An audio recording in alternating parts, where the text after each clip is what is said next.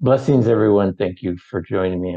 I'm very, very happy today to get to speak to Andrew Rodriguez.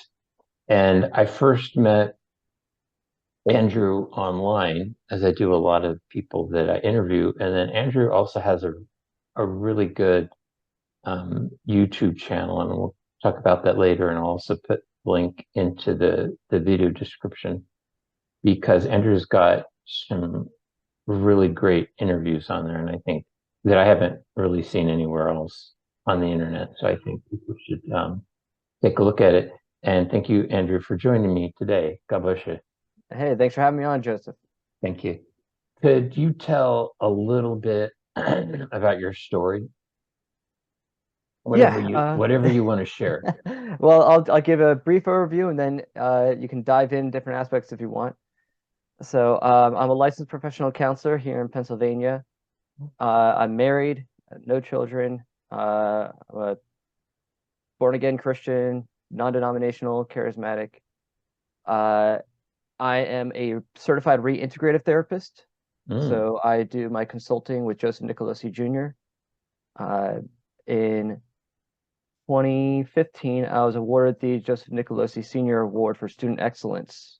Uh, I was in grad school at the time. Actually, let me backtrack a bit. So I got started in working with people with unwanted same-sex attraction around 2006. So I was doing my undergrad degree at Valley Forge Christian College. It's now University of Valley Forge. mm, And I interned at Day 7 Ministries, which was a member ministry of Exodus International at the time. And I was lucky enough to get that internship because they normally didn't take undergrad interns. They only took master's level interns. But I happened to have known the director at the time because when I was in high school, I took some college courses at Lancaster Bible College.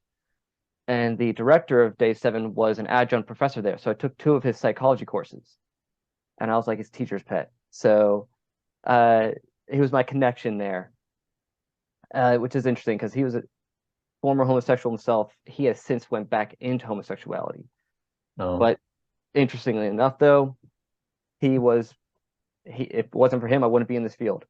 So that's how things work sometimes. When I was a student at Valley Forge, there weren't any counseling services on campus, and the student life department at the time, thank God, they've pretty much changed uh, for the better.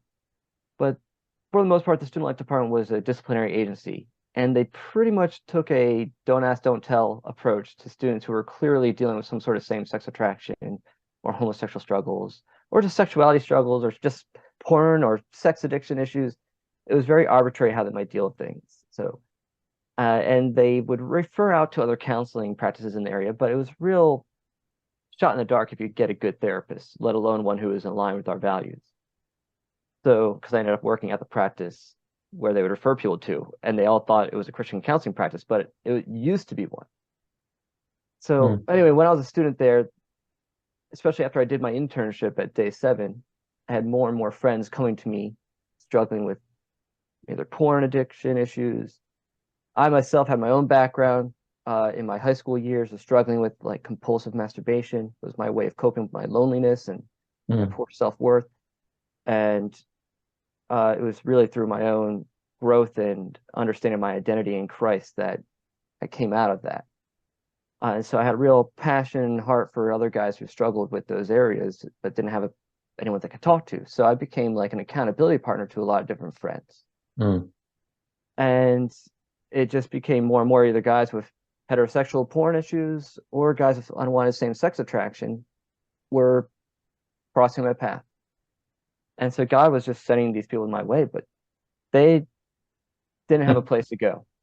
Mm, So God put in my heart to start a support group on campus, especially after I did my internship. I had to push through some opposition at the school. They had a very old school mindset at the time, where basically if they told me if I was to start something, if any of the students confessed to breaking one of the rules of the school, I'd have to report them. So there would be no confidentiality, no real safety. And so I had to really push against that. Long story short, it's a really great story, but I'll give you the quick version right now. I ended up starting up a group after I started undergrad at first with a like-minded professor. And then after I graduated, since my wife was still a student and I was still living in the area, I started up a group that was more general, that had sovereignty. Student life didn't really oppose it or control what they said in that group. It was geared toward, well, there was a group for girls who are survivors of abuse and trauma, and they wanted to start up a similar group for guys. Hmm. So I started that up. And well, what did you know? Every school year, half the guys are dealing with pornography and the other half are dealing with unwanted same-sex addiction and a mix.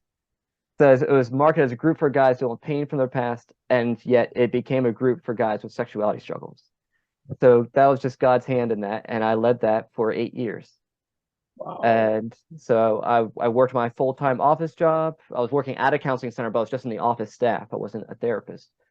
But I just devoted my life to helping guys after work, going back to campus as an alum and leading that group. About halfway through my time there, I finally decided to start my master's. And so I went to Chestnut Hill College, a so-called inclusive Catholic university in Philadelphia. What's it called again? Chestnut Hill College. A Hill College. Is that under a certain religious order or? Yeah. Now, being Protestant, I wasn't too familiar, but it was run by the Sisters of St. Joseph. Oof. And that's a reaction I get from people who are a little more familiar. Well, I learned the hard way that they're not really very orthodox. Oof. And but I had a bit of a predicament going into my master's, because I knew this was a field I was going to go into more, especially once you start working with guys with this issue and you see the hurt that they've grown up with and the dearth of help out there for them. At least when I see that, it just makes me more emboldened and more passionate to provide adequate, like competent, compassionate care for guys with sexuality struggles. And so the thing is, a lot of therapists I know in this field didn't start working with guys with homosexuality and same-sex attraction issues until after they already had their masters. And then they started getting some clients and they started working with them. Me, I'd already, for about 6 years, had already been working with guys with these issues, in that support group I was leading. And so I had a choice to make. Should I just try to keep this secret and not tell anyone? And I opted to be open in my admission process about where I stand when it comes to sexuality, and I was accepted into the program still. Oh, good for them. And there was a bit of a change in the administration shortly after I got accepted. So I don't know if I would have gotten accepted after they made the change. The school used to be very psychoanalytic, and so the director of the program was very classic as a psychoanalyst. And it's your psychoanalysts who were more friendly toward what they now call conversion therapy. Yeah. So I think the old director was fine with where I came from. He didn't really share his opinions. My interview with him was almost like a psychoanalysis session. So it was really awkward. But apparently I impressed him enough to get accepted. But yeah, they definitely changed things after I entered the program. And also it was eye-opening once I got into the program, because it's a so-called Catholic university. But most of my professors weren't even Christians, let alone Catholic. I had a very liberal Jewish professor. I had a transgender professor teaching my psychopathology course. So I learned right away, like, okay, this is not a Catholic school like I was thinking it would be. But either way, when the topic of so-called conversion therapy would come up, I let people share their opinions, and then I would reach my hand up. And as someone who's read the books by all the main leaders in the field, and who's actually, I got to meet Cy Rogers, the church I was going to at the time. My pastor used to go to the same church as him, so I got to meet with him just when I was starting my grad school career. And who is that? Cy Rogers, he was one of the early leaders of Exodus. He and then he he did a lot of speaking. He didn't write books, but he did a lot of speaking engagements. He did a lot of videos. So excellent speaker, and he's got a great testimony. So, but I had the privilege of meeting with him and his wife just before he went to move to New Zealand for quite a few years, and then he got sick, died in 2020. I'm sorry. And so anyway, at least I either wrote well read and knew the research on this field, and had also rubbed some shoulders a little bit. I had never been to like an Exodus conference or anything, but I had therapists I worked with and others. Real quick for people that don't know, sorry to interrupt you. Sure. What is Exodus? Because you mentioned that a few times and people Sure. probably don't. Yeah. Oh my gosh. Yeah, I gotta remember that not everyone knows what it is anymore. I know, but so Exodus International was the kind of the premier umbrella organization or network for various ministries, counselors, pastoral ministers that specialized in unwanted same-sex attraction and homosexuality. Formed in the late 70s, and then it collapsed and imploded in 2013 when the final president, Alan Chambers, drove it into the ground. I was in grad school at the time, so I started grad school in 2012, in the spring of 2012, and so then it collapsed. Halfway through my grad school career. So, but anyway, the topic would come up. I was in a unique position because I had several years under my belt of doing lay counseling. And so when the topic would come up of conversion therapy, whatever, and I would let people share, then I would share my experience. And because I had so much prior experience of actually working with people, even though I'd get detractors and some snickers and sneers and stupid questions, most people wanted to hear what I had to say because I at least had experience. And so it led to some lively discussions in class. And I had several discussions like that throughout my time there as a student. 2015 comes. And now, well, let me back up with Exodus. When it closed in 2013, the writing was on the wall for a while because of where Alan Chambers was taking the organization. So the year prior, 2012, Restored Hope Network started. It's a new network of ministries that were faithful to Exodus's original mission.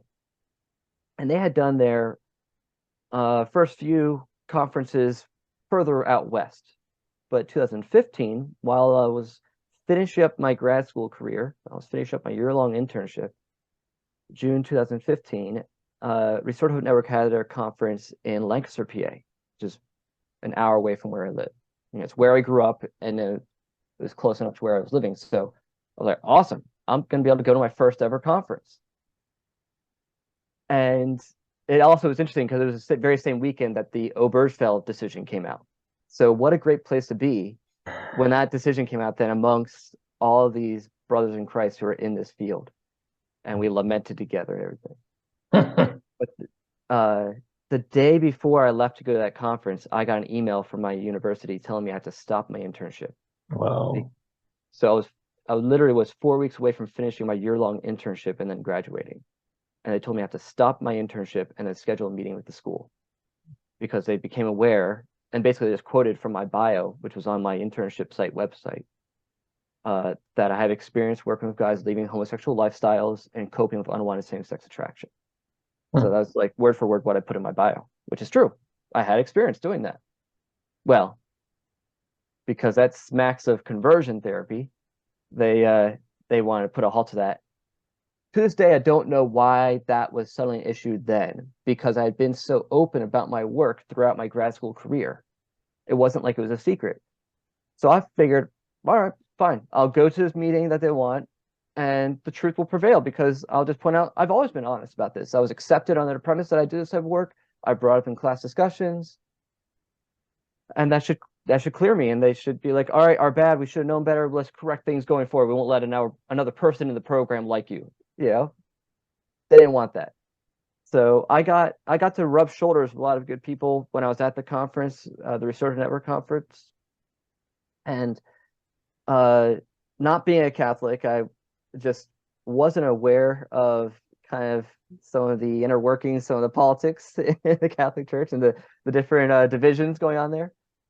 Fortunately, that year there was a good representative or a good amount of people that were involved in Living Waters in Desert Stream Ministries, which ever since Andrew Comiskey converted to Catholicism in 2010, it really grew pretty popular among Catholics. So there's a lot of Catholics there that year. And so when I shared my story to people, they're like, oh, you should talk to Archbishop Chaput. He'll be on your side. He's very Orthodox. Hmm. And so I did actually contacted him, and he was sympathetic to me. He wrote a letter to the school on my behalf, but ultimately though they're outside my jurisdiction, I don't have any authority over them. Exactly. And he told me they have a reputation. And a lot of people, once I said Sisters of St. Joseph, a lot of the Catholics I ran to were like, oh, yeah. They all know they're very unorthodox. Like, there's probably a bunch of so-called sisters who are probably like feminist lesbians. Most. Yeah. So they don't even wear habits. So you wouldn't even be able to tell if you're running into any of them when you're there. But what ended up happening was I had to set up a meeting with my advisor, whom I had never met, and the one professor who had an issue with me, who had also had taught my group counseling course. So in my group counseling course, I mentioned the work I do in my group.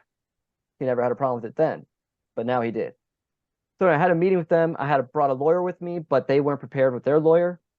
So they gave me an ultimatum: reschedule or enter without my lawyer. And I was like, you know what? Let me handle this by myself. So I told my lawyer to wait outside. I met with them, and they just threw at me all this stupid stuff, all the regular pro-LGBT activist talking points, and I had an answer for everything.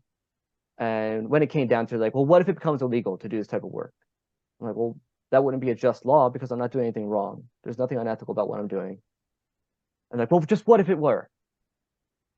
Now, a good lawyer would tell me, you don't answer that question. You don't answer hypotheticals.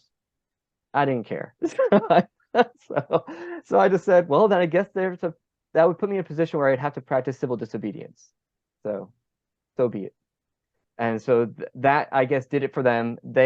After they took that information and they went and talked to the directors of the program, and like, my gosh, maybe a few weeks later, it took forever. It felt like forever for them to get back to me. In the interim, since I made some connections at the Restored Hope Network conference with some of the individuals from the Alliance for Therapeutic Choice and Scientific Integrity, which used to be called NARTH, the National Association for the Research and Therapy of Homosexuality. I made some connections there, and I followed up with them after my meeting, and they gave me some points to make, some articles to bring up, and they asked, hey, can we share your story with some others that are interested? I'm like, yeah, sure. And so while I'm waiting for the school to make their decision, I ended up getting a phone call from Joseph Nicolosi Sr. I'm like starstruck, he's like one of my heroes. But so that's what he did. He used to call me. Yeah. Yeah, it was an honor to hear from him, and so that led up to him giving me the award for student excellence, and so they flew me down to their conference the following year to share my story. What they ended up deciding to do was to require I redo my entire year-long internship.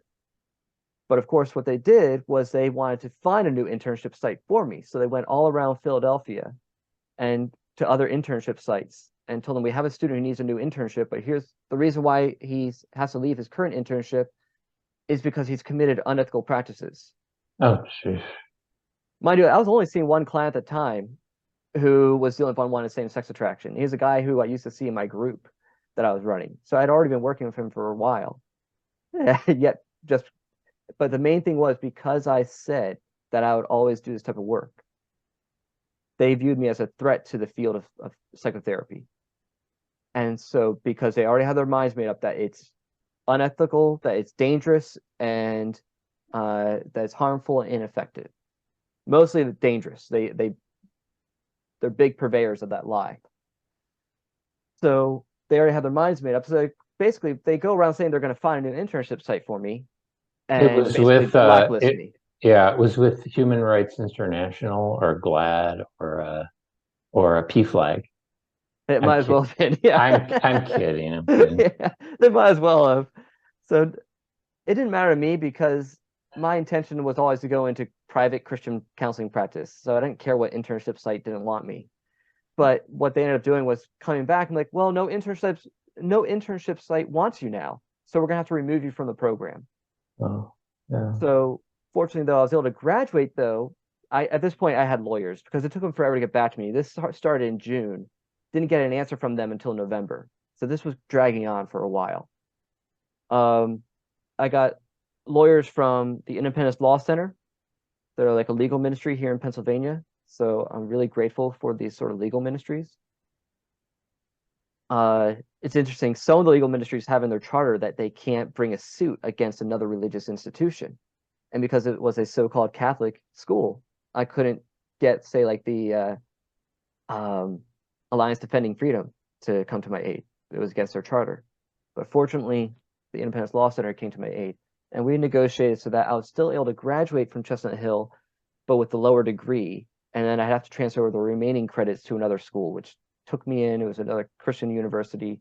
Took me in. I just had to do one semester there to finish things up. So that was 2015 through 2016. So that's You part of my got story, what I got involved in. you got a crash course in the Catholic Church as a hellhole. Yeah, you know. Uh, That's rough. I'm sorry. it was interesting. I meant the human rights campaign. I try to put you. Oh my gosh. Yeah. I knew what you meant. Yeah. So did you finally get your degree? Yeah. Well, that's the thing. So in therapy, at least most states, you need 48 credits for your master's. But if you're going for licensure, you need 12 more credits. So by the time this all went down, I had 54 credits. And see, I was planning to graduate and then work, pay off some debt, and go back, and I'd have one last class to finish up, which I was putting off for a while because I already heard the professor who ran it was terrible. Which good thing I didn't take it there anyway. It was the multicultural counseling course. So I know it would have just been a class where I'd just be arguing with the professor the whole time anyway. So I'm glad I didn't take it there. So they graduated with the lower degree, the 48 credit degree, and then allowed me to transfer over my remaining credits, except for the hours I earned toward my internship that summer session. So fortunately, I took a school that allowed me to transfer everything over, and they honored my hours. And so they did right by me, this other school. So after that, now that I had my master's, I ended up working part-time at multiple counseling practices. I ended up working at Day 7 where I had interned all those years before, like 10 years prior. I worked there because I had a location that was closer to me. And then I got a job as a campus counselor at University of Valley Forge, where I'd been running that group for years. They finally offered counselors on campus at some point. And so that's why I also worked there. I've worked multiple practices for a while, and then finally what happened last year was the owner of the one private practice I've been working at, he moved to Florida and he sold me his practice, and then I replaced it with my own LLC. So I have Integrity Christian Counseling right here in Pottstown, PA. That's my own practice. I got a few other therapists who work under me. And then I see clients at the University of Valley Forge, basically just because it's almost like I volunteer there because I just can't give up that place. I love that school too much to just stop counseling there. It's not like I make a ton by seeing students there. Good for you. You had perseverance. Yeah, had to. Yeah, And it then sounds like it. Sheesh. in 2020, I started my training with Joseph Nicolosi Jr. in reintegrative therapy. And so now I'm certified as a reintegrative therapist. I do training with other therapists. So I can train others how to do this type of therapy as well. Can you give a synopsis of what is integrative therapy? Yeah, reintegrative therapy. Reintegrative. Reintegrative. Yeah. So it's not recognized as a word if you put it in your Microsoft Word, it'll put a red underline on it. Like, that's not a word.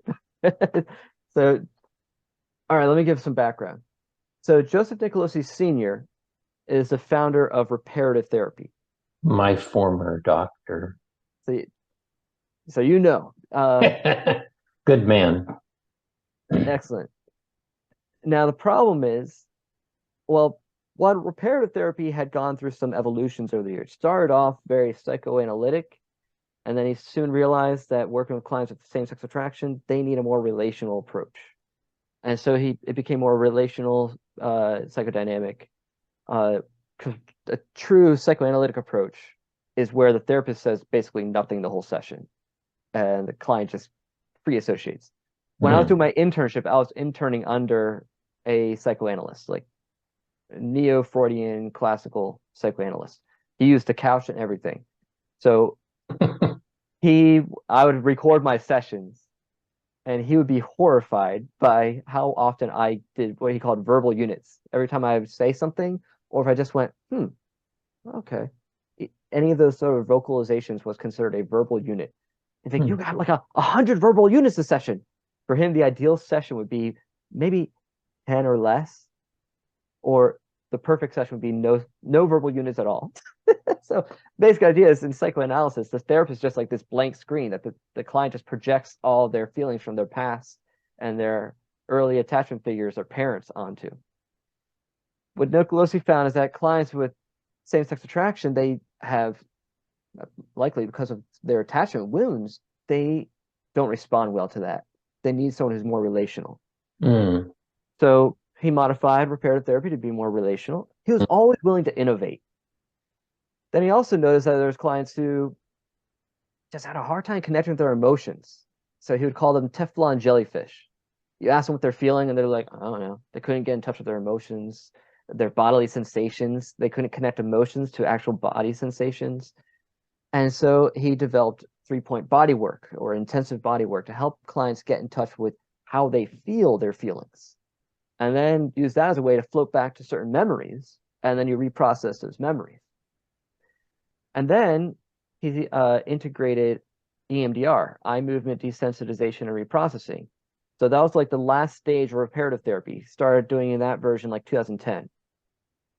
And that's adaptive information processing is the theory behind EMDR. It's about bilateral stimulation and working memory theory and using the left and right hemispheres of the brain to reprocess a memory to kind of integrate again the emotional and the narrative aspect of an experience to bring cohesion to a traumatic memory.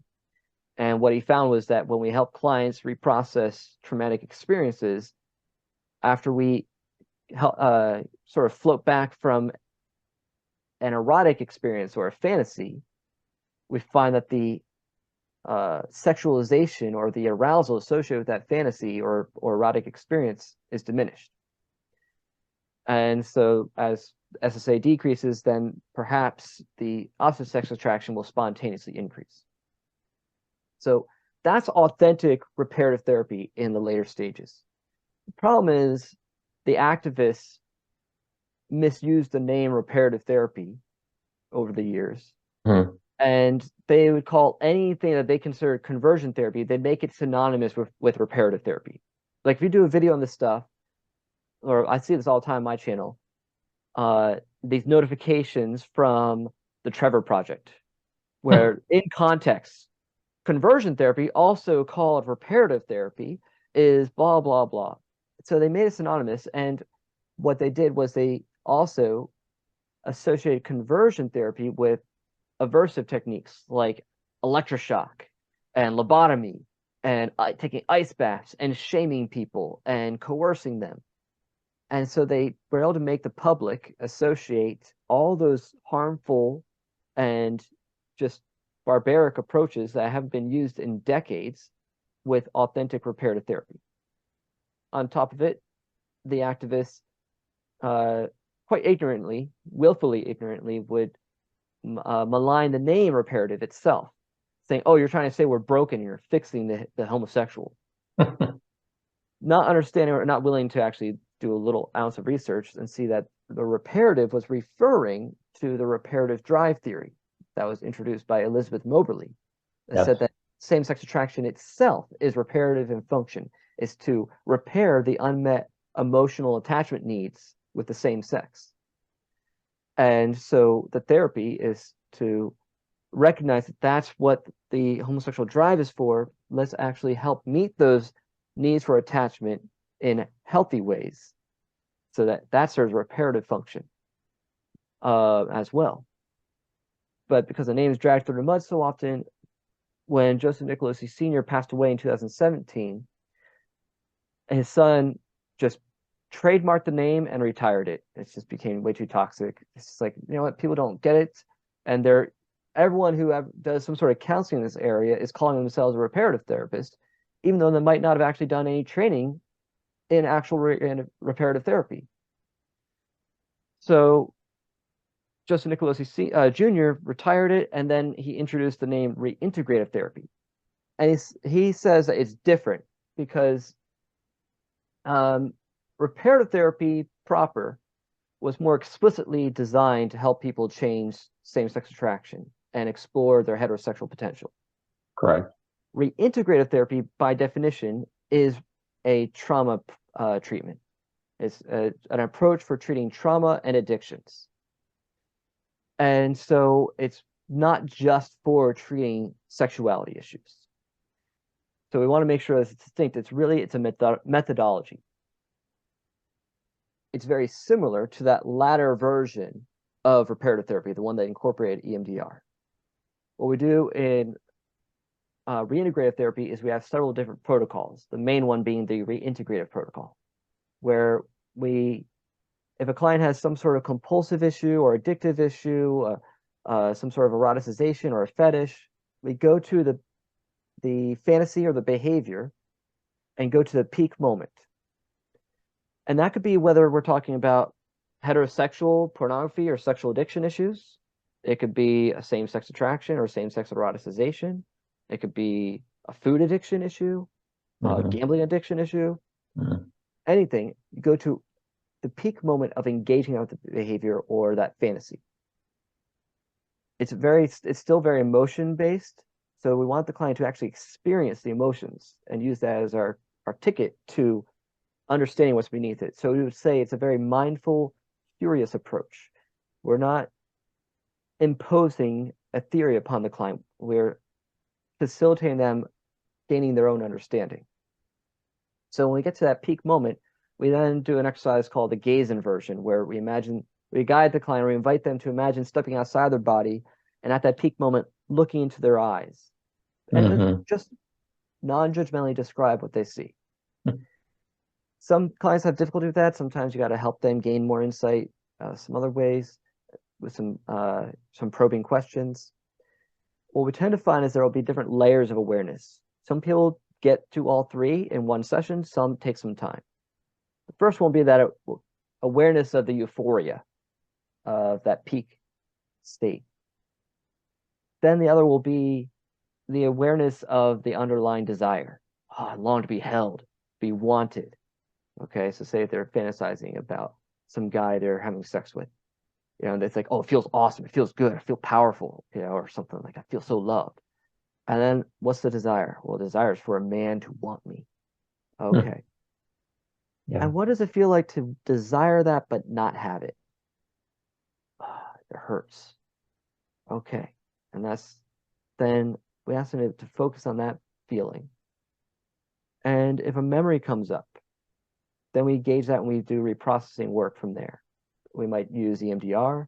We might use just simple mindful self-compassion, where we ask them to show compassion to themselves. Usually it's be a memory from childhood. So it might bring them back to a memory of when they were rejected by someone that they really wanted to affirm them. And so you ask them, imagine stepping into that memory and showing your younger self the love that you wish you had at that moment. How would your younger self want to be comforted in that memory? And so they show compassion to themselves. And so when we reduce the distress associated with that, then we go back to the fantasy, go back to the peak moment. All right, what do you feel now? Because before we go down there, we gauge, all right, how intense is the arousal and attraction? We want the most arousing. Oh, it's like a 10. All right, let's go back now. All right, can you feel aroused again? I feel neutral. Or maybe it's like, does nothing for me. It's like disdain or disgust for it. Like, no. Or maybe just looking at it like, it's just like two guys. I don't get what they're doing.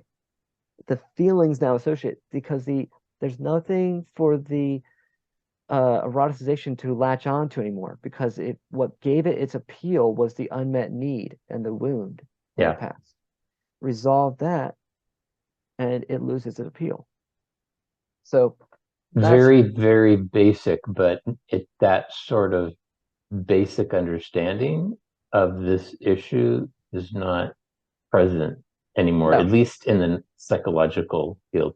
How, this is what I want to know too. How did you get, or not how, why did you get interested in this topic? Like I said, I just had so many friends coming to me, and I have sensitivity to guys dealing with these issues. Okay.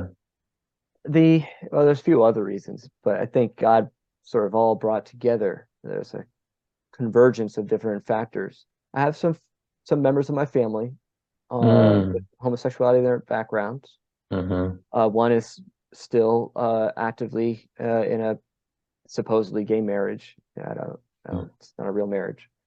Um, Another one who left homosexuality and converted to Christianity, and so Awesome. Awesome. yeah. But I think a real core part of why I really care about this is because, especially my own background, coming from a Pentecostal background, um, we, at least more authentically spirit-filled Christians, have a basic understanding that God can change people. Like that's kind of, it should be a part of what it means to be born again, that you can change and that Any- God sets us free from things. Anyone, So anyone. I, yeah, yeah, really. And so I was starting That's to notice this that trend. that idea has been lost too.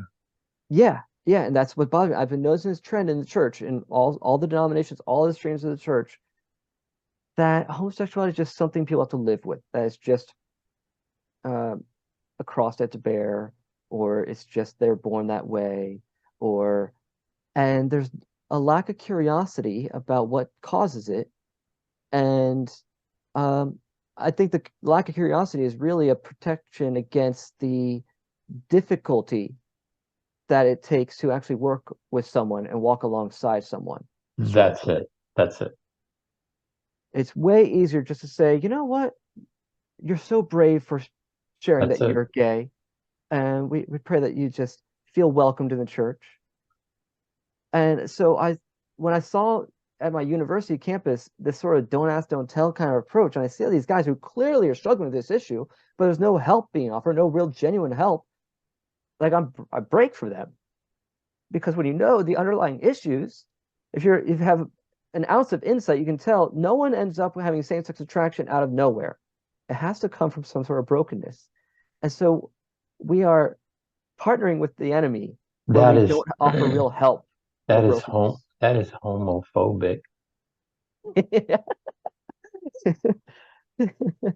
Homophobic. The the yeah, what you said there's super important because I've encountered it in Roman Catholicism as well. Not just a lack of curiosity, but an actual misunderstanding of what homosexuality is and yeah, its origins, because I think a lot of people believe that someone is just born gay. Yeah. And in Roman Catholicism, I don't know about Protestant sects, but in the Catholic Church, it's gone a step further and said, well, God made these Mhm. people gay, and it's a certain blessing, and it should be honored, and it should be even not so much encouraged, but these people, because they've been made this way by God, that orientation, should be fostered Yeah. and welcomed. That was the point where I started getting very tired of the Catholic Church. And and the other point you made about things being easier is that, especially I've seen this in families where oftentimes homosexuality is accompanied by trauma, and trauma within families is not unusual in that everyone typically knows about certain trauma that's taken place or certain abuse. And then in order to address homosexuality, they have to address the trauma. Yep. And who wants to do that? It would Yep. be, it's much, I've seen this in especially parents of a same-sex attracted child, that it's much easier to say that, well, my son or daughter was born this way. I had nothing to do with it. And a Yeah. lot of, the, the, a lot of the theories out there will saying, parents don't feel guilty, don't feel bad, don't be introspective, or don't worry about something that you did because you have absolutely nothing to do with this. Mm-hmm. Your child was just born this way. And for a parent that knows, maybe just subconsciously, that there was trauma and abuse in that family, that's a pretty good outlet. That's a pretty good way out. Yeah. Yeah. And so Nicolosi and a lot of us in this sort of counseling and ministry field, we get accused of blaming the parents. And so Sometimes uh, parents need to be blamed. that's one of the points I like. Let me push back against that a little bit. Um, because I we were mean, if talking about it almost any other issue, we would say, parents do deserve some certainly if a some parent sort of degree of blame. is abusive, So but on top of wow, that, we say, well, ultimately we're not blaming, we're naming, because it doesn't do the client much good just to rage against their parents, because I get clients to do that. And it's like, well, at some point there comes the place where you have to acknowledge that's the reality of what you experienced, and what do you do from it? What do you do from there? Like you can't just wallow in that forever. So, and we always, even Nicolosi, he always acknowledged multiple other factors. He didn't just put it all 100% on parents. But we have to be consistent when we talk about how important the home is for shaping a child. That means the good and the bad. And so the lion's share of it's still going to fall on the home environment. So we got to be willing to look at that without shaming ourselves. And I think it's the pushback against the developmental model for understanding same-sex attraction is because we think that, well, if there's any contribution I had as a parent, that must mean you're saying that I'm terrible and I'm worthy of condemnation.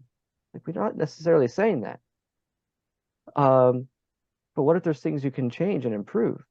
yeah. So, The uh, the argument that I hear against an environmental aspect to homosexuality, which would be the family, is that um, people will say where there's multiple siblings in a family, multiple children, that even if there is trauma, abuse, or neglect, so the argument that I've heard is that even in a family where there's more than one child, let's say there's three children, mhm, that and there is admitted trauma and abuse in the family, well, not all the children are homosexual. But oftentimes what I've seen, and I don't have training in this topic like you do, mine's all anecdotal, like it's like in the field in mhm, San Francisco. But what I noticed a lot of time was that where, let's say for instance, where there was a boy in a family who later identifies as gay, oftentimes the other children coped with the abuse in a different way. Either they had drug addictions or other forms of addictions, or or they had sort of dysfunctional relationships with other people. yeah, So it doesn't always manifest, in the same way. And I tell people to read Dostoevsky's The Brothers Karamazov. I love that book mm, because it's three boys, same father, but they all reacted differently to the abusive situation in the family. They weren't all the same. yeah, Everybody's brain is different. So yeah. That's all that argument points out, is that there's individual differences in how we respond to similar experiences. Um, and the homosexual response is is rare, despite what people would think. About 4% of men, right? Um, yes, we're I have some hunches that, well, we're seeing with Gen Z that increase in LGBT identification. I'm not sure how much is authentic attractions to the other sex and how much is it just going along with the fad of identifying somewhere as LGBT. That But I also wouldn't be surprised that that number increases just by virtue of the fact that we are dealing with more and more fatherlessness, so much divorce, so much parents not actually being married when they're together anyway. and Um, sexual abuse. so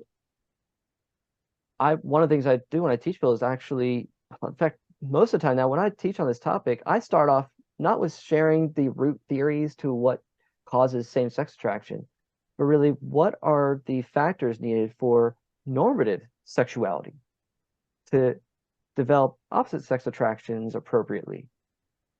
And we have to understand that heterosexuality, which I don't even like using those terms, it's because they're all constructs that um, but ultimately, heterosexuality is an achievement. It's a developmental milestone that shows that I arrived at adulthood with the felt understanding that I am a good, I'm an end in myself, and I'm worthy of love, and I have something of value to give the other sex. And I view the other sex as a good and as a good for me, not just a good out there, you know, abstractly, but I view the other sex as a good, and for us to unite and form a one flesh union is a good thing. There's prerequisites to getting to that place of that unconscious felt understanding. So when we have all these things in our culture where there's fatherlessness, where there's uh poor examples of true masculinity and femininity in the home, when there's all these upside down hierarchies in the home where the kids run the show and the parents are the dummies, and where we just simply don't spend enough quality family time together. Everyone's either at work or at some sort of sports practice or playing video games all day, and there's no real attachment to your heritage and examples of who you're going to grow up into. When we have the ubiquitous pornography everywhere, giving us distorted views of what authentic sexuality is, all these things derail that development into normative sexuality. I have a lot of gay men who will tell me I had a very good relationship with my father. Mm-hmm. And I take them at their at that face value. But then I also wonder, well, how was your relationship with your mother? Mm-hmm. Or were you sexually abused? Yeah, there's, like I said, even Nicolosi was aware of there being different factors. So you can also look at it as there's types of homosexuality. Yep. Um, and the hardest one to identify are the ones where it's more subtle developmental losses and deficits. Where I've seen this plenty of times. I had a great relationship with my dad, says the boy in my group who has generalized anxiety disorder and OCD and clings to his mom all the time. And whenever he's scared, he goes to her instead of to his dad. I got a great relationship with my dad. Huh. Interesting. Very, very typical. I have to say that just from my experience, being a gay man for over 10 years, it's very typical for gay men to say that their childhood was normal. Mm-hmm. But the odd part was always when you talk a little more and you become closer as friends, you find out how really unnormal and dysfunctional it was. Also, they don't know what normal is anymore. What examples do we have of what normative is?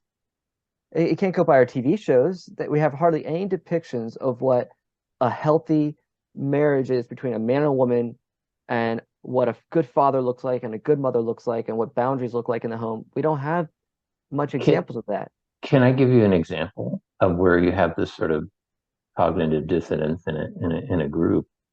Is it, I don't know if I'm using that word correctly, but and when it started to click in my head more in a more pronounced way was when I heard an interview with the Star Trek actor George Takei, and was he mentioned that he had been well, he described it as a sexual experience when he was a boy with an older Yeah. The man, downplay all the time. Yeah. but it was a sexual assault, and he was like, well, it was an experience, Hmm. and I remember when um I was actively gay that a lot of gay men had those stories.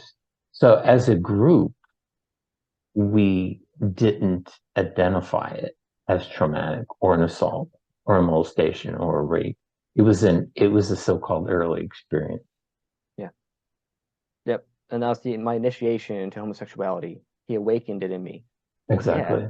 he molested you and you got a sexual experience imprinted on you. So it's repetition compulsion. If we were to look at this objectively, we would see it for what it is. But it's been politicized that we can't even talk about it in irrational terms. And do you know how many young men, let's say 18, 19, 20 years old, you know, go enter the gay male community for the first time, whether it's in person in San Francisco or LA or on Grindr. And these young men are oftentimes initiated by older men. Yeah. So, not all the It's time, not all the time, but no, and I'll say my experience has been maybe a third of the guys I've worked with had some sort of early, maybe a third to a little more, like 40%, some sort of early sexual experience, whether it's with an older man or maybe a cousin who's close in age, an older brother, so a peer. Um, and when it happened makes a difference as well. And yeah, if they had any of the other unmet developmental needs makes a difference too. yeah, So yeah. I kind of feel like this is, and I want to talk about this with you real quick. I had a kind of perfect storm when I look at my upbringing. I had, although my dad was a good man and I wasn't abused in my family, I did have an alienation problem from my dad. And then also um, I had difficulty bonding with male peers, but then I also had sexual abuse by a Catholic priest. So those three things together, I think fundamentally kind of set me up yeah, for later coming out as gay. But I've also seen just men with just one of those, one of those incidents or traumas in their past that causes a later to be identified as gay. So it's not that you have to have all those things, but a lot of times I've seen just one. and I would say if there's one that's sufficient on its own, it's typically going to be the molestation, Yep. especially if it was earlier in life.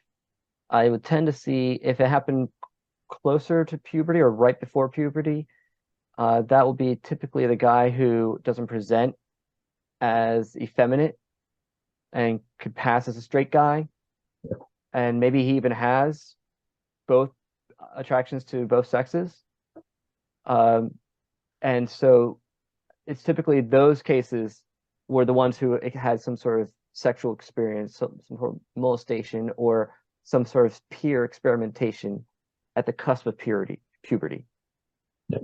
If they successfully went through that gender identity stage of development, which is for boys around age 3 to 5, so that Yeah. they're secure enough in their masculinity, if they continue to associate well enough with their own sex and they continue to identify well with their own sex, they'll develop normally into heterosexuality.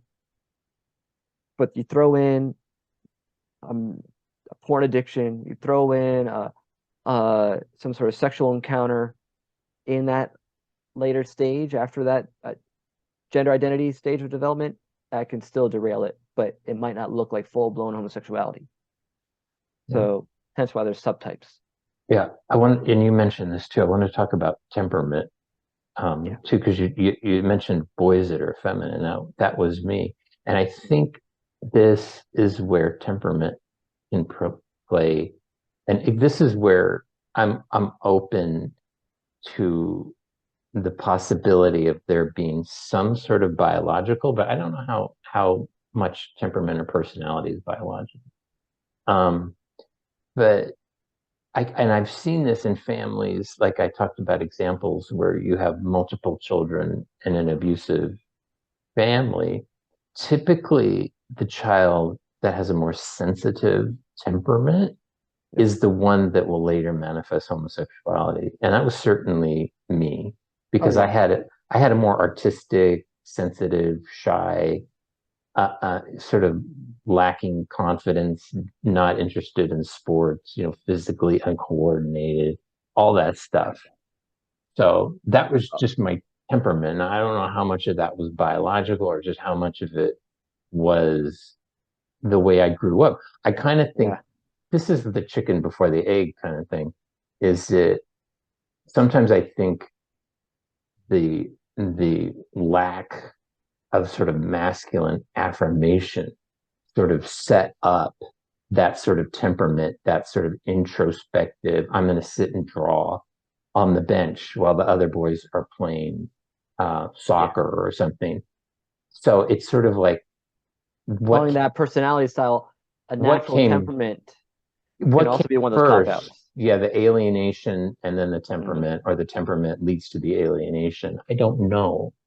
I don't know that, but By the time you get to that school age, there is a temperament of sorts. If it was caused just by genes or based on early attachment, is a different story, or some confluence of both. Uh, Being more trauma informed and more psychodynamically oriented, I tend to lean more toward the nurture aspect. Um, but it's you can't really get 100% accuracy on any of these theories about how much is nurture, how much is nature. So there's a possibility that temperament itself is inborn and genetically based. But we have to be very measured in what we mean by temperament. Temperament usually means sort of your natural disposition. Okay, so there's not a ton of temperaments then. And a temperament doesn't mean how you're going to decide everything you do in your life and how you're going to feel about everything. It just gives you a general basic starting point of your disposition. Um, so you got, say, in babies, you see a difference in babies early on. Easy temperaments, they're quieter, they're easier to please. You got more spirited temperaments, the ones who cry more colicky, they just demand way more attention, who are more willful and defiant. And you get some other temperaments in between. Okay. What we tend to find is the more compliant, easy temperament is the most introspective, more vulnerable than to internalizing attachment wounds. Because they're not going to engage as much attachment seeking behavior because they're so easy in their temperament. So if the parents aren't as attuned and attentive, the baby can easily miss out on that needed attachment.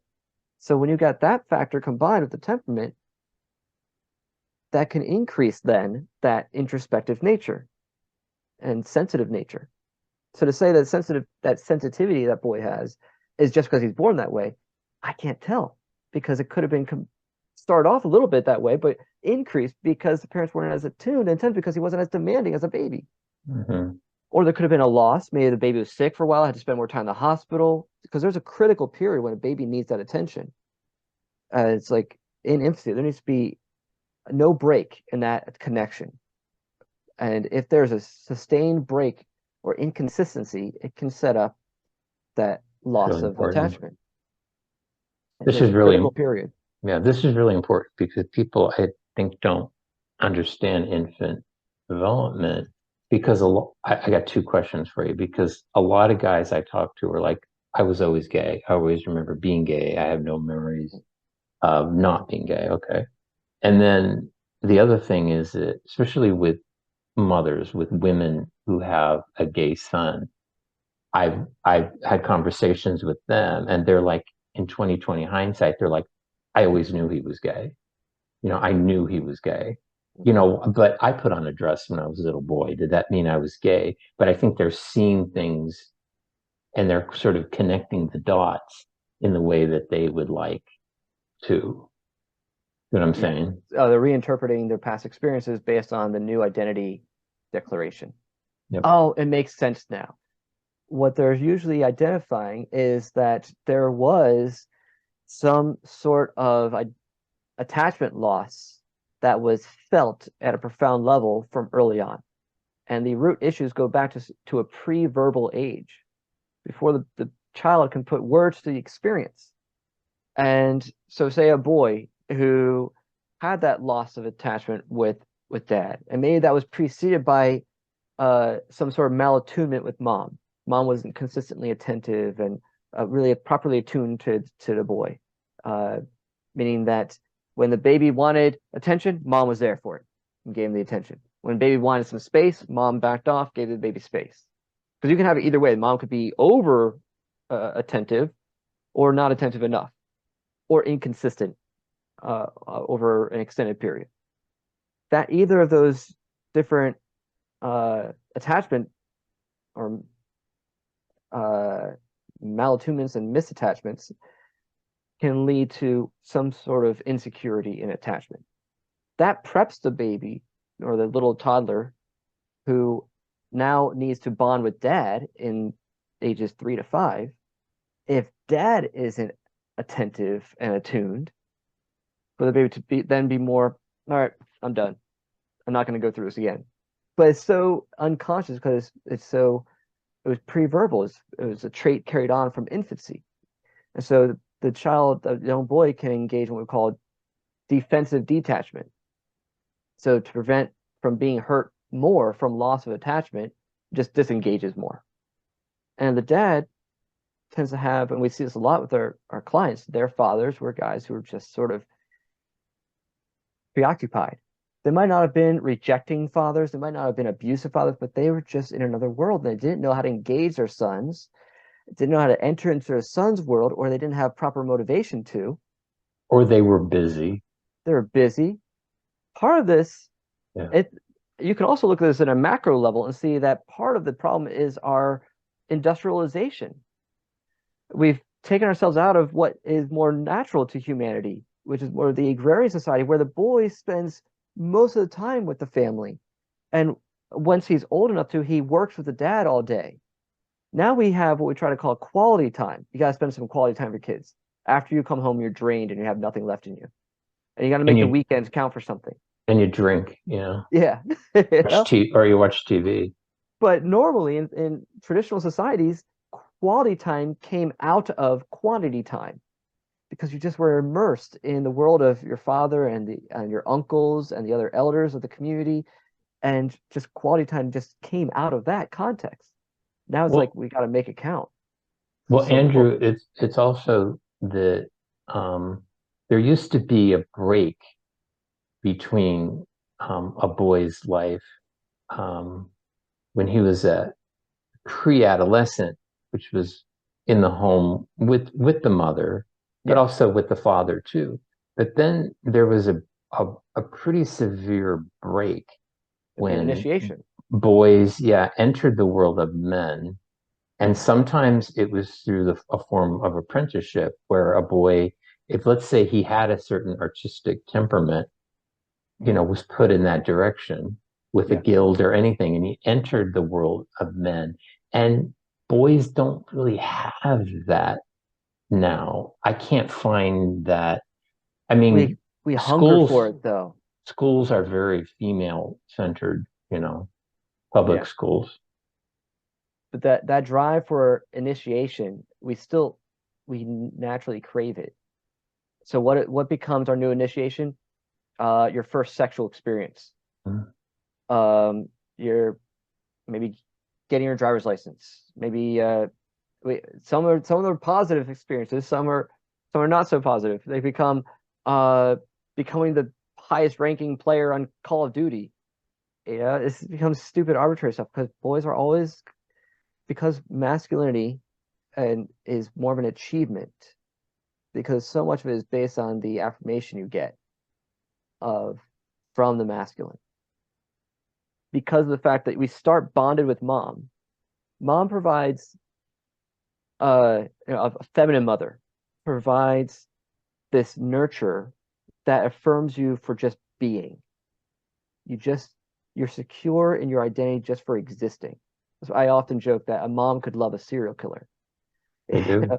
There's just a good mother gives a secure base so that you have this secure sense that I am of value. I am a good. And I can trust certain people who are close to me to help meet my needs. But then for a boy, he needs to disidentify with mom and identify with dad. And the type of attachment from dad isn't so much a validation of his just being, but of his doing. Of you have achieved something. Dad affirms, he sort of tests the boy.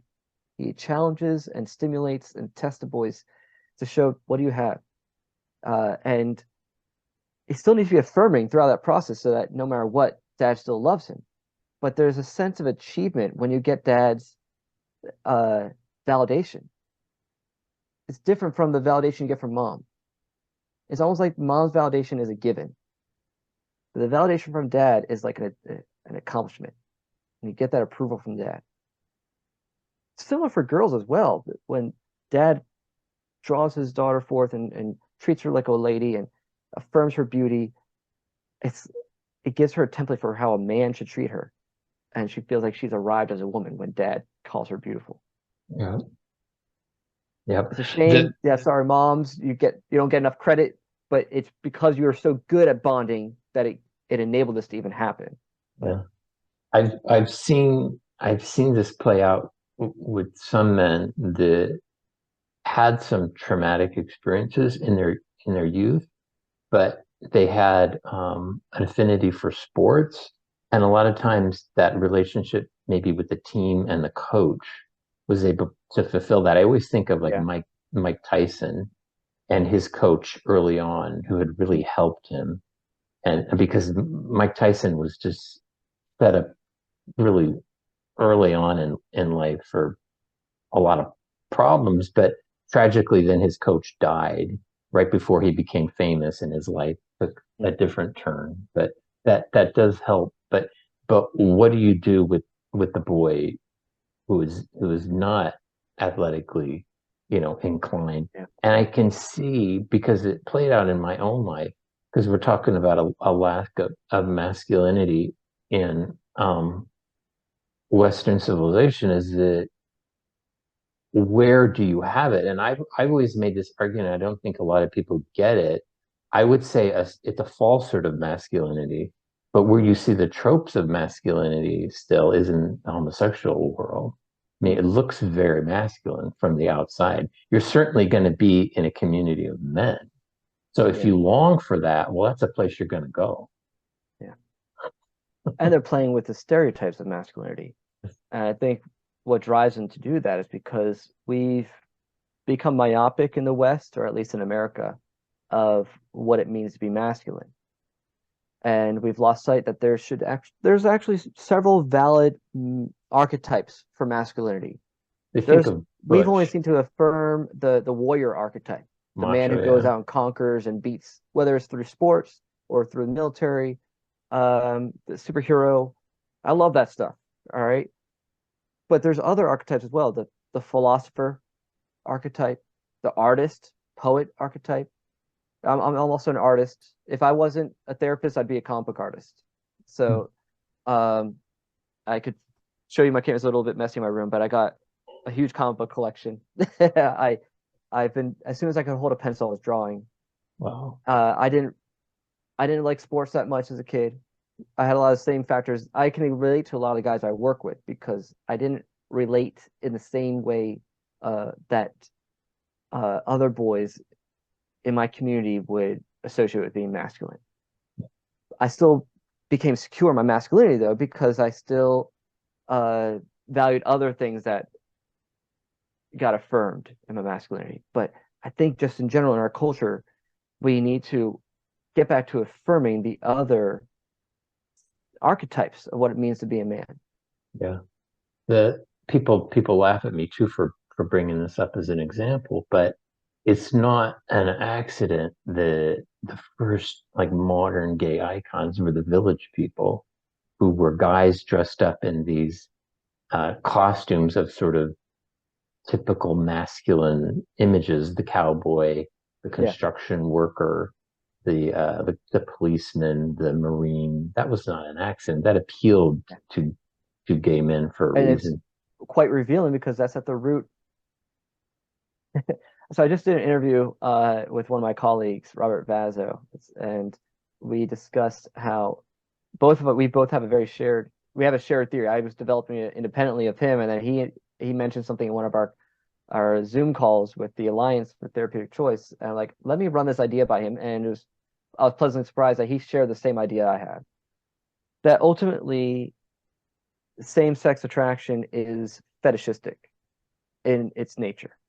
Mm. And what we've done is we turned a fetish into an identity. Mm. And Robert presented this definition of a fetish, that it's any idea or object that unconsciously gets eroticized in order to ward off painful feelings associated with that thing, and then to make them more pleasurable. And so what do you see? The stereotype of the Village People, images of different types of masculinity, macho men. And it's the very type of guys that most of our men we work with would say intimidate them, Mm. that bring up a sense of fear of invalidating their own masculinity. And so to overcome the fear and shame they feel in the presence of such guys, they eroticize that guy to ward off the painful feelings and make it more pleasurable. And that's essentially what I would say is at the root of the same-sex attraction. Yeah, there are so many niche communities in the gay male world. People have no idea because I got involved in a lot of different uniform wearing, and it was very, very interesting, very bizarre now in hindsight. Do you have time to look at some slides? Sure. Andrew, I wanted to show this image because there's kind of a dissonance in the gay community. Especially recently, I've seen this a lot of this LGB, is it LGB without the T or LGBT without the T? Well, people will know what I'm talking about. There seems to be this movement in the gay community right now to revision or rewrite or deconstruct and reconstruct its history. And this is Harvey Milk. Hmm. I don't know, was an icon of gay liberation. And one of the first books I read as a gay man was The Mayor of Castro Street, which was by Randy Schultz, who was also a gay man and a journalist. And boy, the book was pretty explicit. Harvey Milk was molested as a boy. Um, he had gone to the opera and in New York City. I guess it was a Metropolitan, and I suppose there was some sort of cheap gallery area where I guess men went to watch the opera, and he was molested there and molested several times. And then when he was older, he typically was with younger men, often underage. Mm-hmm. And the gay community, I don't know, they've kind of put it down a memory hole. Of course, yeah. But I mean, I think it's important that the foundations of the modern gay rights movement are in this sort of broken, wounded world. Yeah. No, it's just a case in point. This kind of illustrates what I was just saying a moment about the fetishist understanding. It's Yeah. that to gain more mastery over the trauma that he experienced, it manifested in him, repeating the experience to other boys, and then they treat it like it's his identity. Yeah. It's tragic. This is Harry Hay. Now, he Hmm. is the Mattachine Society was the first gay rights group, activist group in the United States. It formed in Los Angeles in the early 1950s. Um, Harry Hay also later founded the Radical Fairies, which was a important early gay rights Hmm. um, um, group, activist group. But he was also a supporter of NAMBLA, which is the North American Man Boy Love Association. Yeah. Yeah, they've been Remember, riding on the coattails of the success of the gay lobby for a while. yeah. This is Allen Ginsberg. Even if you're not familiar with his gay rights uh, activity, he was also a famous poet, beat poet, wrote Howl, famous. And here's James Martin, who's a famous Jesuit pro-LGBT activist, and here he is sort of eulogizing Allen Ginsberg. Well, Allen Ginsberg was a pedophile. I don't know how else to say it. Here's a quote from Allen Ginsberg. I'm a member of NAMBLA because I love boys too. Allen Ginsberg. Hmm. So these are three major figures in the gay rights movement. My argument here is that if your foundation is this corrupt, I think anything you build upon it is not going to be too good. Hmm. Yeah. Mental health of non-heterosexual population of England. I've always wondered this too, because I recognized it when I was gay, is that, wow, a lot of us have some underlying mental problems. Hmm. I mean, beyond addictions and compulsive behavior and self-destructive behavior. I saw a lot of guys commit suicide, become addicted to drugs, which I thought, what is going on here? Yeah. Self-reported identification as non-heterosexual, um, parentheses, was associated with unhappiness, neurotic disorders, overall depressive episodes, generalized anxiety disorder, obsessive compulsive disorder, phobic disorder, probable psychosis, suicidal thoughts, and acts, self-harm, and alcohol and drug dependence. Well, this is undeniable, but the activists and the a lot of people, oh gosh, like 100, well, not you, but let's say 99% of people in the mental health community will say that this is because of minority stress. Yeah. Yeah. There's not a whole lot of curiosity when it comes to the psych world. It's like they check their brains at the door. Is it lack of curiosity or is it complicity? Both, because if you're just going to comply, that also means you're going to shut down your curiosity to get dig a little deeper into the truth. So feed each other, that's for sure. Suicidal ideation. Sexual minority participants were at greater risk of suicidality and self-injury than heterosexuals. Again, this is due to minority stress. Yeah. There's been some, I forget what I've got. This I thought was interesting too, because I'm kind of in this beginning. I got out in 99, but I Okay. saw this taking place, very, very self-destructive behavior taking place in men who I think because in 1994, antiretrovirals were introduced, so an HIV positive test was no longer a death sentence. Hmm. And I saw the return of a lot of addictive behaviors, and I think it's gotten worse since PrEP and Truvada has been introduced, which for people that don't know is it's an effective drug that prevents HIV infection, but it doesn't prevent other STDs. So in the gay community, we're seeing a rise of once sort of latent viruses, or like Yeah. syphilis and things like I was that just reemerge. Um, I was recently reading a book by Dr. Leonard Sachs. He's a psychologist and a family physician, and he's most it seems kind of it's hard to tell where he lands on homosexuality, but he's very critical of the trans movement. But anyway, he wrote a book on why gender matters, and it's just a variety of different differences between the genders. And one of the things he brought up was about like anti-drug education with kids in high school. And with girls, you just have to tell them that it's dangerous and all the potential consequences from it, and they'll avoid it.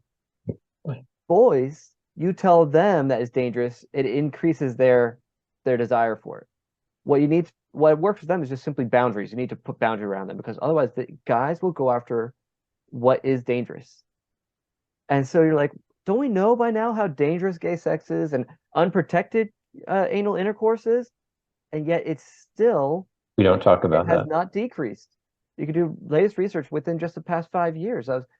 Um, Before he passed, I was part of Nicolosi's research team, and we were doing this comprehensive study of a review of all the different evidence on homosexuality.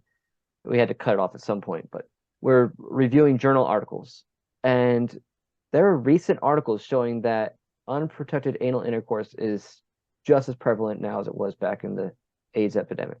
It has not decreased. Of course it hasn't. I And can tell you that.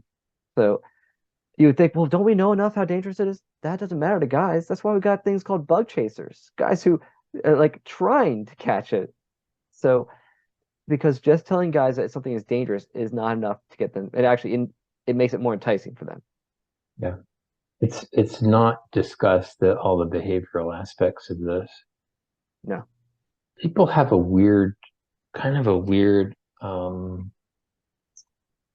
repulsion of gay male sexuality, but also a strange sort of embracing of it.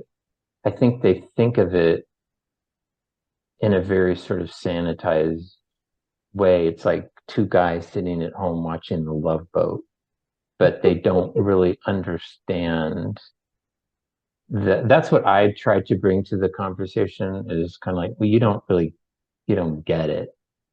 Mm, It's different. Okay, it's not two girls. It's not a guy and a girl, two guys. A comparison of homosexual behavior patterns among men who have sex with men and heterosexual men and women. I thought this was interesting. mm, I pulled out one cohort. It was the 35 to 39-year-old. It seems like that is the age when people nowadays are kind of settled down and maybe married, but yeah, you would think. at least partnered with a long, Mm, partner. So among gay MSM, that's gay men, men who have sex with men,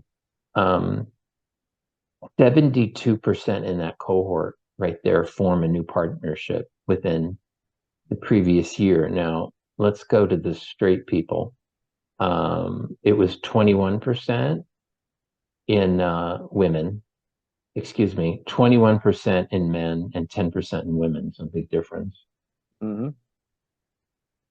Yeah. The novelty, this constant seeking of novelty. Why, how long does the average gay marriage last? Like Well, that 2 years? depends also if it's open or not. Yeah, And well, people, yeah, yeah. When I say last, I'm being like monogamy. It's becomes non-monogamous on average within 2 years. They uh, invite another partner in. yeah, So, yeah. There's been studies, and people that have watched my podcast know that I've gone over that about um, the majority of same-sex male relationships are open. yeah. This is HIV. Gay men accounted for 78% of new HIV infections among men. Sexual victimization of boys. I thought it was an old study, but I thought it was interesting because it did find that a majority of men were sexually abused This was a book I read. I thought was good. It's older.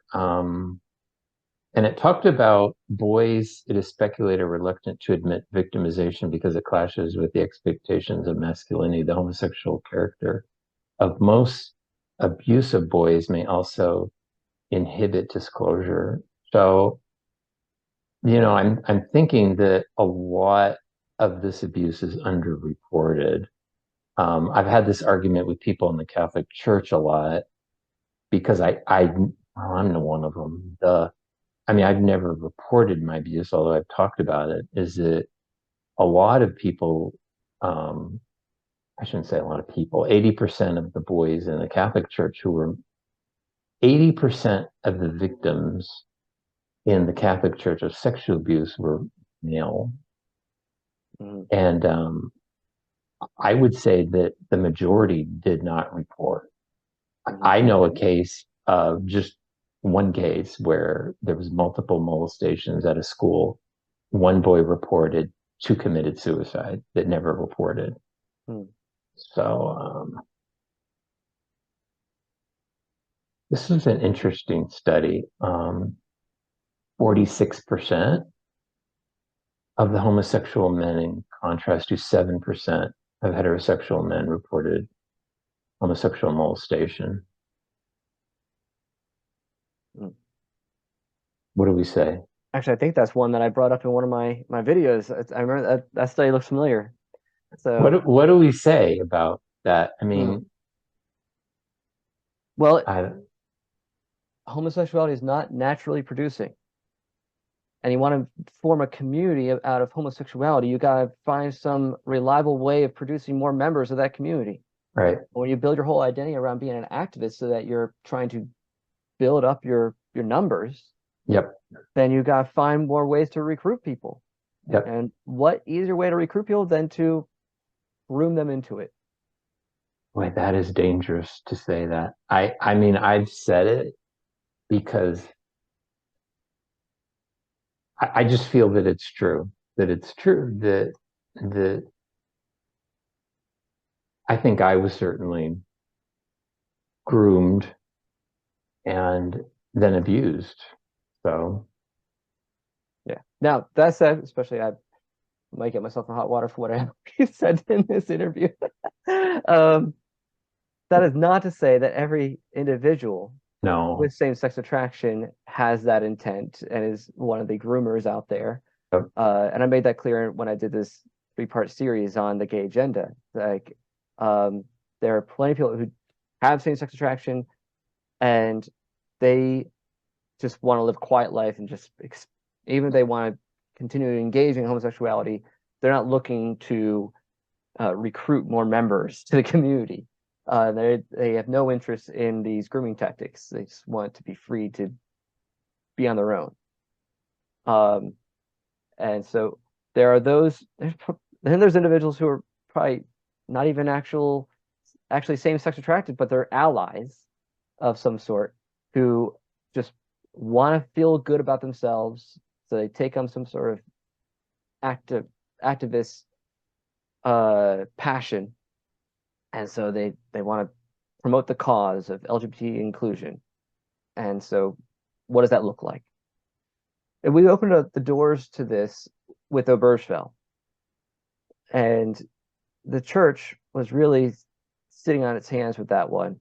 And again, just this year with the whole Defense of Marriage Act that passed, that really solidified Obergefell even more. Because once you make marriage so that it can be anything other than a man and a woman, then you don't have a case for arguing against LGBT representation at all ages of entertainment and education. Because what's the difference? No different than a kid in kindergarten seeing a mom and dad family depicted. It's the same thing now. We lost the argument when we allowed marriage to be redefined. The old version of gay activism was we're a fringe community. We just want to be protected from persecution. Mm-hmm. And I can even empathize with that to a degree. All right. But Certain they, anti-Semitic laws. but Yeah, they have achieved that. they already did. They should have. We're done. We got what we needed a while ago. No, they. It got to a point where people were not aware of what their real agenda was. It was not just tolerance. It never was just tolerance. Well, maybe at one point it was just tolerance, but that quickly was overshadowed by a desire for full inclusion and celebration. Yeah. When you redefine things, you can redefine anything. Dostoevsky talked about that in the Brothers Karamazov too, that well, anything is possible now.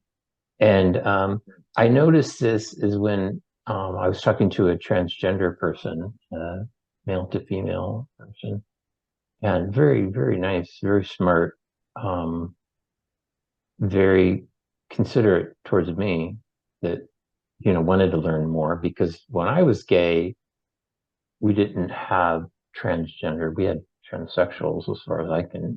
recall, people that completely surgically and only, reimagine themselves. So, but this person, I was talking with them and from the waist up, they look very much like a female. From the waist down, not so much. So I was kind of like, well, how does this work? And the person goes, well, this is, between their legs, this is an elongated clitoris. It is not a penis. I go, oh, okay, I get it.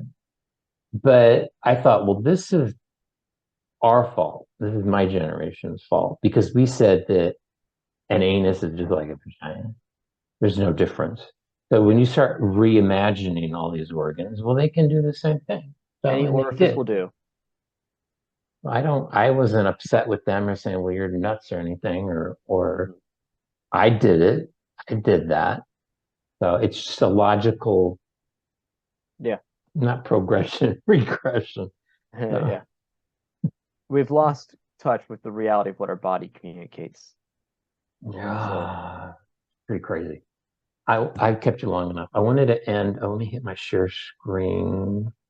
I wanted to share this quote right here. This is kind of an idol of mine. I hate to say it because ideologically, Randy and I are pretty different, or were. He's God rest his soul. But I got to meet him a couple of times when he was alive in San Francisco. But I read his book and the band played on before I left all the gay stuff. And I read it later and I got this quote and I said, this is it. This is it. The trouble was that by definition, you had a gay male subculture in which there was nothing to moderate the utterly male values that were being adulated more religiously than any macho heterosexual could imagine. Promiscuity was rampant because in an all male subculture, there was nobody to say no, no moderating role that a woman plays in the homosexual milieu. That's it. That's it. That's why it went out of control because I could never figure it out. And that's why it will mhm. never, it won't work. Because I knew female prostitutes who were on drugs and pretty desperate. They would not do for money what gay men would do for free. Yeah. That might be offensive to some people, but it's the way it is. No, that echoes the sentiments of one of my clients who one of the contributing factors for why he developed his same-sex attraction, what the appeal was for him was they seemed so free and so comfortable with their sexuality. And coming from his Catholic upbringing that was very strongly influenced by Irish Catholicism and pre-Vatican II mentality, that was so repressive of his sexuality, he looked at the gay subculture and look like they are celebrating their virility, ironically, because it's not. It's still dead end. But they seem at least free and they seem to be affirming of their male sexuality. Yep. And that brought the appeal to him. he's come to realize that that was a lie, but he had to get in touch with that reality. That's what he found appealing about it, and that's what keeps going. Women domesticate men. Yeah. We need to view women as an essential good. You know, that's the Ezer Kenegdo that is in Hebrew in Genesis. We poorly mistranslate that as the helpmeet. Refers to God taking the woman out of Adam and creating for him a helpmeet. In Hebrew it's Ezer Kenegdo, which Ezer means strength, and Kenegdo is like this weird combination of opposite but like. Mm. Basically saying like the woman is for man the essential counterpart. She provides him a strength that he needs. It's essential to his being and his mission. And vice versa. And when we view women as this, it's women who tend to suffer from men's rampant, uncontrolled sexuality. Mm. They're the victims so much of the time, because then they're treated as dispensable. And gosh, anyway, I can go on and on.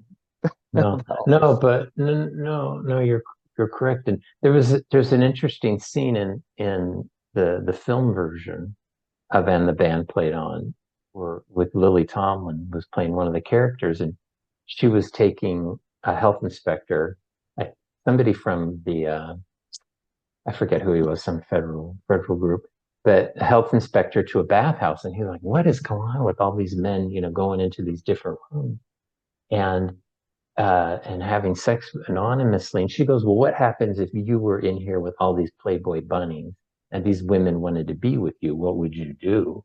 And he was like, "Well, I would probably do the same thing." The people, their Mhm. they had their hard time wrapping their Because we mind don't want to around. face our own guilt, so we okay, fine, I'll accept it. That's what I see in a lot of churches, all the rampant, because of our lax approach to chastity in general, and we've given a free pass to premarital sex, and uh, we don't really adequately address pornography and the root issues of that. It's just easier. It puts an ease on my own conscience when I can just say to my fellow brother in Christ who's struggling with same-sex attraction, well, you're just born that way. Go ahead. Because Yeah. then I don't have to inspect myself and work on my own struggles. Yeah.